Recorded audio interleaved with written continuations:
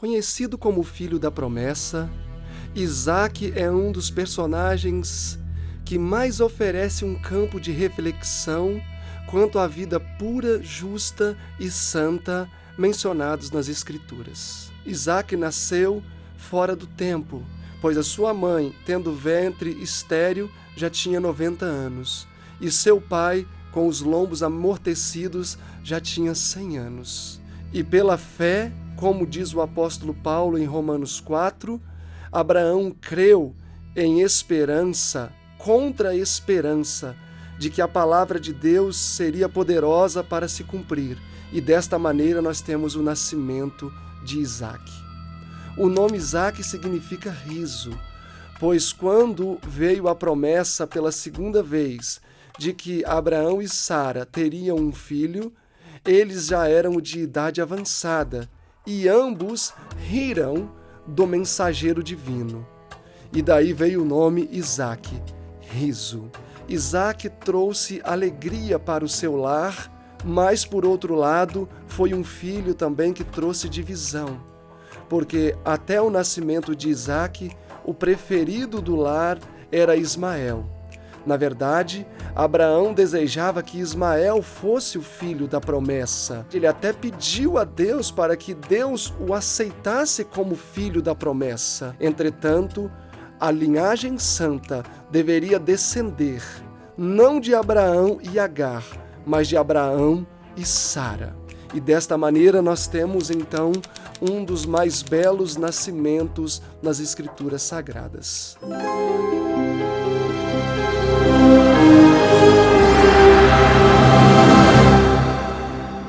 Um dos primeiros grandes desafios que Isaque enfrentou foi no seu próprio lar. Na sua festa de desmame, ele começou a sofrer perseguições do seu próprio irmão, o seu irmão mais velho, Ismael, o que culminou em uma grande divisão naquele lar. Mas, uma vez que o propósito de Deus se cumpriria em Isaque e não em Ismael, Deus ordenou a Abraão que fosse enviado para fora daquele lar Ismael e sua mãe, dando assim oportunidade para que Isaque se desenvolvesse para cumprir a sua grande missão. Um dos episódios mais lindos das Escrituras e, ao mesmo tempo, um dos mais traumáticos está registrado em Gênesis 22.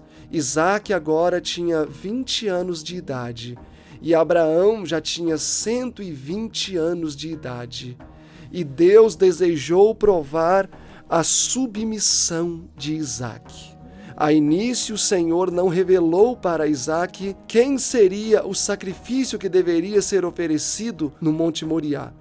E quão duro foi para o coração daquele amoroso pai que recebera a sentença de morte do seu filho.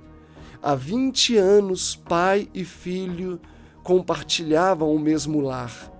E agora Abraão deveria entregar o seu filho àquele que o havia dado. Ambos empreenderam uma viagem de 3 dias, e ao terceiro dia, para que ninguém contemplasse a prova que Abraão sofreria e a submissão que Isaque deveria demonstrar, Abraão pede para que os seus servos permaneçam ao pé do Monte Moriá, enquanto ele e seu filho começam então a jornada de monte acima. Isaque por vezes perguntava: Pai, aqui está a lenha e aqui está o fogo, mas onde está o cordeiro para o sacrifício? Estas palavras eram dolorosas para o coração daquele pai. E todo o universo contemplava aquela cena, onde a fé de Abraão e a submissão de Isaque deveriam ser provadas. Chegando ao lugar designado, Abraão então revela para Isaque que ele deveria ser o sacrifício. Com terror e espanto, Isaque recebe essa notícia. Ele poderia ter facilmente se livrado do pai, que era já um homem frágil e idoso e alquebrantado pelas aflições da sua missão. Mas a submissão de Isaque naquele momento foi provada. E ele não só se submeteu como um cordeiro mudo, mas fortaleceu as mãos do seu pai para amarrar as suas próprias mãos e de maneira voluntária ele entregou a sua vida.